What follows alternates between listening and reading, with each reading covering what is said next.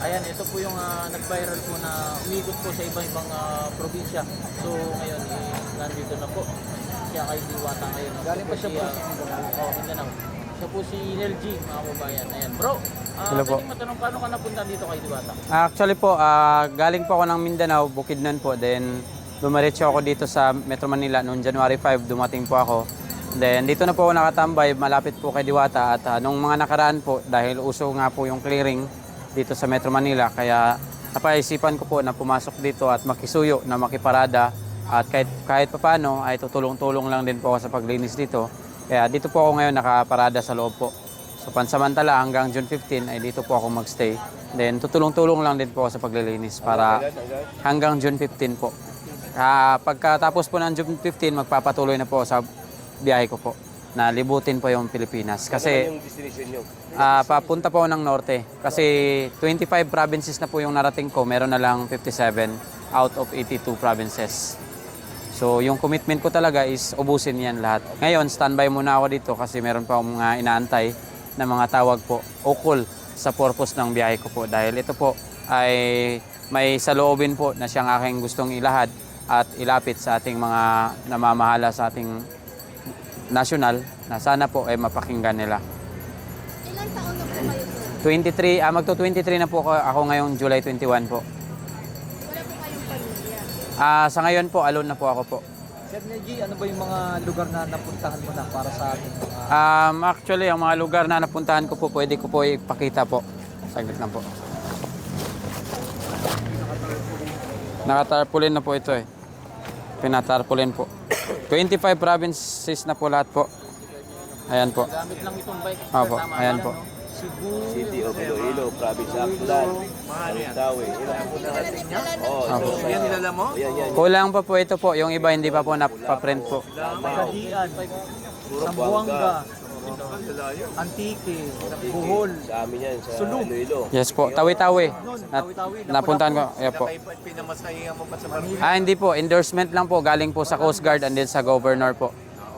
Kasi ito pong biyahe ko po is may purpose po siya for our Heraldic Code of the Philippines in part of the welfare of the senior citizen po. Ano po yan, sir? Yung Anti-Elderly Abuse Act po, House Bill 4696, yan po yung nire-raise ko po.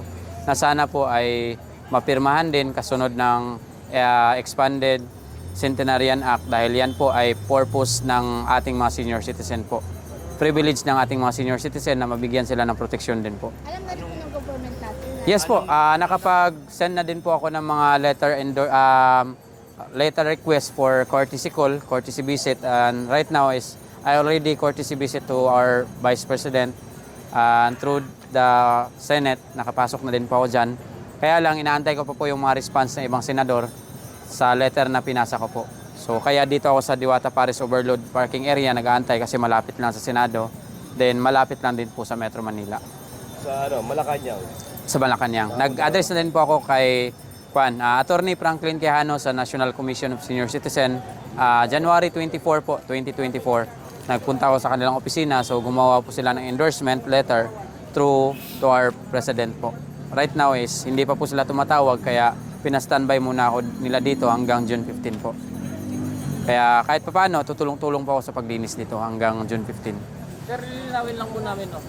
Nakalibot ka sa 25 na probinsya gamit itong bike mo. Yes po. Actually, lahat po ng mga probinsya doon sa page ko po sa Sikat Pilipinas, nandun po nakapublish lahat yung mga picture ng mga governor, tourism, then yung mga barangay chairman na nagpatuloy sa akin sa kanilang mga barangay, then ang iba-iba pang mga NGO, then mga business owner, kagaya ng mga hotel, then mga travelers in na nagpapatuloy sa akin. Then yung mga resort, nagpapatuloy din po. Kasi marami din pong mga sticker dito na katibayan talaga na nakadikit. Lahat po yan na napuntahan ko na. Actually, dito din sa Manila ay nakapunta na din po ako sa radio station ng Manila po, yung national base nila. Bali, ilang taong ginagawa mo na ito, sir? 1 year ko pong binike ang galing Bukidnon po. January 5, 2023 ako umalis ng Bukidnon. January 5, 2024 din po ako dumating dito. In the previous story ko din po noong 2022, pumunta na din po ako dito. Within 69 days din po yung travel ko. So pangalawang beses ko na po sumampa dito sa Maynila ngayon. So kaya alam ko po kasi dati, nung time ng election, tama ba yun? Yung 2022 po, noong pag-upo po ng ating presidente, June 5 po ako, June 12 po ako umalis sa Mindanao. June 5 ako umalis sa Don Carlos Bukidnon. Then June 12 nasa Davao City. Then pagka June 29 ay umalis ako papunta dito sa Maynila. So August 5 din po ako dumating dito. 2022 po 'yon. Previous year na po. Yung tuloy niyo po, kamusta na po? Kasamaang palad po, hindi ko po intensyon na bulabugin po yung mga tiyahin ko sa kanilang ginawa na pang-abuso sa lola ko. Namatay po yung lola ko, kaya marami pong hindi pa nakakaalam sa YouTube na nag-comment doon sa link ni Senador Raffy Tulfo. Kaya ipagpaumanin nyo po kung hindi po namin muna pinablish nung mga nakaraan. Pero ngayon po, kasagsagan ng nandito ko sa Maynila, so parati pong tinatanong ng mga radio station. So pangatlo po ito na tanong ninyo, kumusta na po yung lola ko. Pumanaw po siya noong December 14 habang bumabiyahe po ako. Nasa Kalintaan base po ako doon sa Occidental Mindoro. Kaya hindi po talaga natin mapigilan. Sa katandaan na talaga din siguro niya yon. 88 years old po siya nang namatay po siya. Alone na po. Ayan, sir, sa pag-stay nyo dito, ano naman po nga sabi ni Diwata? Okay naman po kasi alam niya naman po yung story ko po na nasa Raffy Tulfo. Then yun nga, inopen ko kanina sa kanya nung nakabakante ako at siya lang po yung nakaupo na yung dun sa likod na pinaparadahan ko po ng bike pag umaga kasi pag gabi po saka lang ako lumalabas. Kaso pati gabi ay kiniklearing na kaya standby na siguro talaga tong bike dyan sa loob. Tanging ice bucket na lang yung may lalabas ko kasi naglalako din ako ng tubig dito Doon ako kumukuha ng pang araw-araw ko. Kasi yung mga tubig naman yan, sponsor din po yan. Then later on, meron na namang pandesal na magsusponsor. Kaya lang, hindi pa dumating yung ice bucket po. Yun lang po yung inaantay ko. Then meron din pong sabon na pinapabenta din po, dishwashing liquid. So dyan po ako kumukuha. Sa Sikad Pilipinas po, sa Facebook at saka sa YouTube. Grabe nakakabilib, no? Gamit lang itong ano niya. Para po talaga sa mga senior citizen po itong ginawa ko dahil sa paglaki ko po sa lola ko, wala po talagang ibang tinuro yung lola ko. Yung pagrespeto at pagmamahal talaga kung sino yung nasa tabi ng bata. Kasi ako, apo lang po. Hindi ko po nasaksihan yung pagmamahal ng ina. Pero nasaksihan ko po yung pagmamahal ng lola ko na tumayo na bilang ina at tatay ko na rin. So tinatawag ko siyang ina, tay.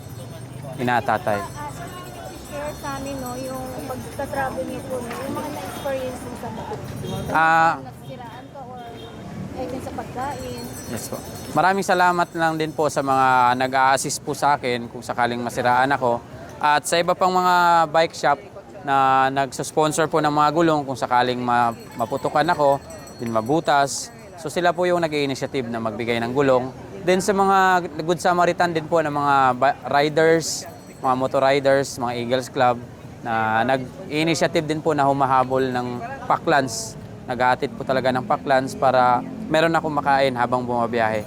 Then sa mga biscuit din po na pinabibigay, nababahagi ko din po sa iba. Sa mga homeless na nadadaanan ko po sa kalsada. Yan po. So, linawin ko lang ulit, sir. Bakit niyo po ginawa ito? Bilang inspirasyon ko po ang mga matatanda dahil lumaki po ako sa lola ko, gagawin ko po ang lahat sa abot ng aking makakaya na malagdaan sana at matalakay sana ang Anti-Elderly Abuse Act dahil yan po ay napakahalaga na proteksyon na makukuha ng ating mga matatanda laban po sa mga taong mapang-abuso. Kasi masakit po para sa akin na namatay po yung lola ko na hindi niya po naramdaman yung peaceful na pamumuhay. Dahil nung panahon na naabandon na po siya, pinabayaan siya ng mga anak niya, ay naranasan niyang mamalimos. At natulog din po kami sa terminal dahil yun nga, ginabi na kami sa terminal, wala nang masakyan, kaya naglatag kami ng karton. Kaya kung may makita ako mga senior citizen ay nasasaktan po ako. Kaya yun lang po. Maraming salamat, sir. Sana mapagtagumpayan po kayo. Salamat po. Gilid ko lang po saglit.